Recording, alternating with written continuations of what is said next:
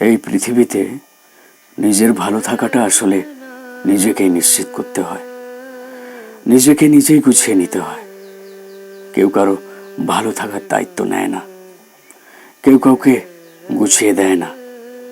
কারো অপেক্ষায় একটা আস্ত জীবন কাটিয়ে দেবার পর দেখবেন সেই মানুষটার আপনাকে নিয়ে চিন্তা করার সময় নেই। তার সমস্ত ব্যস্ততা কেবল নিজেকে ঘিরে। একটা গোছানো মানুষের অপেক্ষায় দিনের পর দিন অগোছালো থেকেছেন।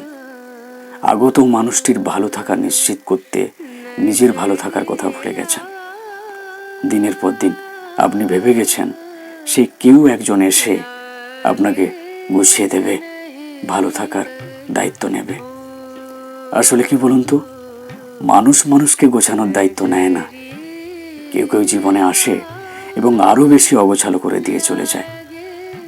আমরা জীবনভর এ মানুষ ও মানুষ, এ জিনিস ও জিনিসের প্রতি অপেক্ষা করতে করতে অবশেষে জানতে পারি একমাত্র মৃত্যু ব্যতীত আর কোথাও কেউ কোনোদিন একাগ্রতা নিয়ে আমাদের জন্য অপেক্ষায় থাকেনি।